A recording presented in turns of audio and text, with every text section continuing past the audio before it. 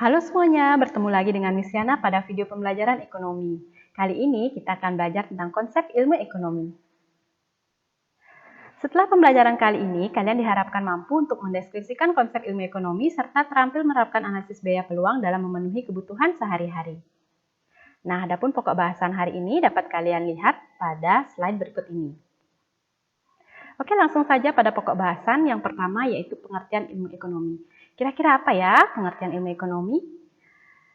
Nah, jadi ilmu ekonomi adalah ilmu yang mempelajari individu dan masyarakat dalam menentukan pilihan untuk menggunakan sumber daya yang langka dalam upaya meningkatkan kualitas hidupnya, yaitu mencapai kemakmuran dan kesejahteraan. Nah, sebelum masuk pada pokok bahasan yang kedua, perhatikan dulu gambar berikut ini.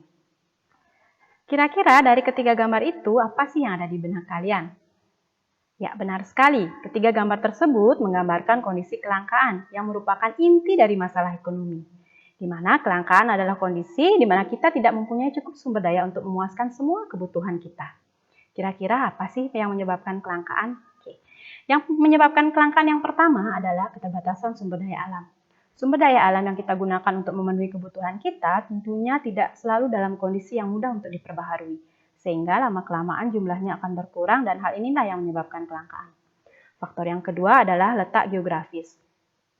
Sumber daya yang tersedia tentunya tidak tersebar secara merata pada setiap daerah, sehingga terdapat daerah yang sangat subur, namun tidak sedikit daerah yang juga gersang dan sering mengalami krisis air. Hal ini tentunya menjadi penyebab kelangkaan. Faktor berikutnya adalah pertambahan jumlah penduduk. Pertambahan jumlah penduduk selalu lebih cepat jika dibandingkan dengan pertambahan produksi barang dan jasa. Ketidakseimbangan ini tentunya menyebabkan terjadinya kelangkaan. Keterbatasan kemampuan produksi. Keterbatasan ini terjadi karena ketidakmampuan manusia untuk menguasai teknologi dan kekurangan modal untuk mengelola sumber daya ekonomi yang ada secara efisien untuk dapat memenuhi kebutuhan manusia. Hal ini tentunya dapat menyebabkan terjadinya kelangkaan. Pokok bahasan berikutnya adalah kebutuhan manusia. Kebutuhan adalah segala sesuatu yang dibutuhkan manusia untuk mempertahankan hidup serta untuk memperoleh kesejahteraan dan kenyamanan. Kebutuhan manusia dibagi menjadi beberapa macam. Yang pertama berdasarkan intensitasnya yaitu ada kebutuhan primer, kebutuhan sekunder, dan kebutuhan tersier.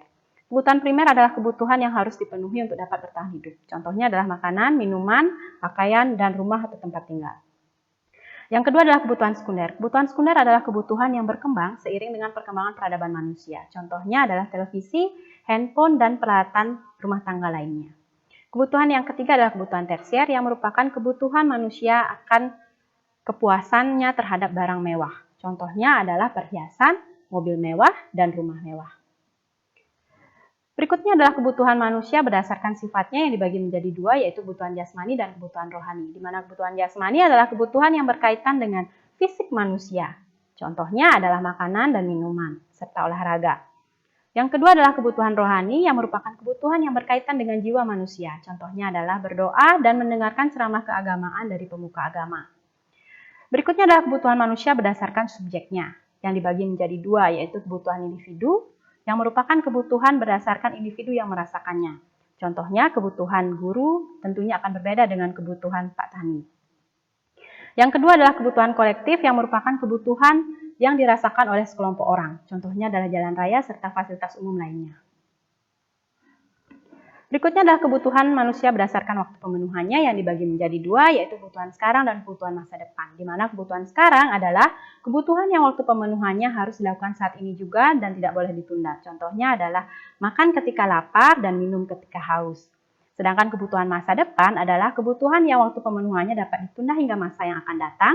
Contohnya adalah asuransi pendidikan, asuransi hari tua, dan asuransi kesehatan. Berikutnya adalah kebutuhan manusia berdasarkan wujudnya, yang dibagi menjadi dua, yaitu kebutuhan material dan kebutuhan psikologis. Kebutuhan material adalah kebutuhan manusia yang dapat disentuh dengan indera kita. Contohnya adalah buku, sepatu, baju, kendaraan, dan rumah. Sedangkan kebutuhan psikologis adalah kebutuhan yang tidak dapat dilihat oleh kasat mata. Contohnya adalah rekreasi, berdoa, dan berteman. Pokok bahasan berikutnya adalah alat pemuas kebutuhan. Alat pemuas kebutuhan adalah segala sesuatu yang dapat memenuhi kebutuhan manusia, baik berupa barang maupun jasa. di mana barang adalah alat pemuas kebutuhan yang berwujud dan dapat dilihat dan diraba oleh indera kita. Sedangkan jasa adalah alat pemuas kebutuhan yang tidak berwujud, tapi dapat dirasakan manfaatnya sebagai alat pemuas kebutuhan. Macam-macam alat pemuas kebutuhan atau barang dibagi menjadi beberapa hal. Yang pertama berdasarkan kegunaannya, yang dibagi lagi menjadi dua, yaitu barang produksi dan barang konsumsi, di mana barang produksi adalah barang yang digunakan untuk memproduksi barang lainnya. Contohnya adalah mesin-mesin produksi. Yang kedua adalah barang konsumsi yang merupakan barang yang dapat digunakan langsung untuk memenuhi kebutuhan manusia. Berikutnya adalah barang berdasarkan hubungannya dengan barang lain yang dibagi menjadi dua, yaitu barang substitusi dan barang komplementer. Di mana barang substitusi yaitu fungsinya saling menggantikan satu sama lainnya. Contohnya adalah kayu bakar yang bisa digantikan dengan gas LPG.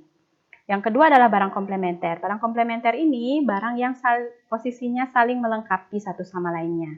Contohnya kancing melengkapi baju, gula melengkapi kopi dan teh.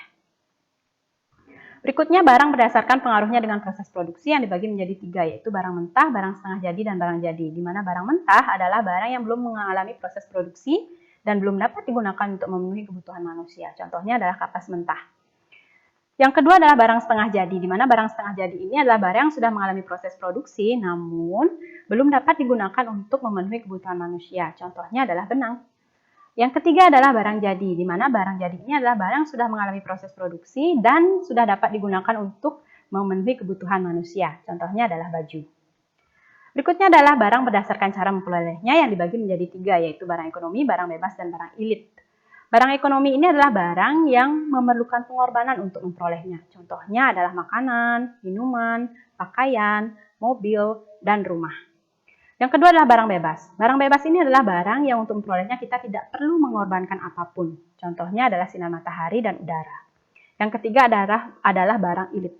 Barang ilit ini adalah barang yang keberadaannya dalam jumlah besar dapat mengakibatkan bencana bahkan membahayakan hidup manusia. Contohnya adalah air ketika banjir dan api ketika terjadinya kebakaran. Pokok bahasan selanjutnya adalah skala prioritas. Ekonomi sering disebut science of choice, yaitu ilmu tentang bagaimana manusia melakukan pilihan. Hal ini terjadi karena terbatasnya sumber daya yang tersedia jika dibandingkan dengan kebutuhan dan keinginan manusia untuk memenuhi kebutuhan hidupnya. Dalam melakukan pilihan inilah manusia membuat skala prioritas untuk dapat memenuhi kebutuhan hidupnya di tengah terbatasnya alat pemuas kebutuhan. Nah, dengan melakukan pilihan dan membuat skala prioritas ini, memunculkan yang namanya biaya peluang. Di mana biaya peluang ini adalah biaya yang timbul akibat dari mengorbankan kesempatan menggunakan barang dan jasa untuk tujuan yang lain atau untuk memilih alternatif lain. Contoh biaya peluang. Setelah lulus SMA, Kian memutuskan untuk melanjutkan kuliah ke perguruan tinggi dengan biaya 3 juta per tahun. Jika Kian memilih untuk bekerja, maka dia akan peroleh penghasilan sebesar 1 juta per bulan. Kira-kira berapa biaya peluangnya? Nah, jadi biaya peluang jika Kian memilih untuk kuliah adalah 12 juta. Hal ini diperoleh dari penghasilannya selama 1 tahun, yaitu 1 juta dikali 12 bulan. Namun, jika Kian memutuskan untuk bekerja, maka besarnya biaya peluang adalah 0 rupiah. Karena biaya kuliah adalah biaya yang memang seharusnya dikeluarkan apabila Kian memutuskan untuk kuliah. Jadi, itu bukan merupakan biaya peluang. Sekian materi kali ini. Semoga kalian mengerti apa yang sudah Miss Riana sampaikan. Tunggu video selanjutnya ya, tetap semangat dan ikuti protokol kesehatan pandemi COVID-19. Terima kasih dan sampai jumpa.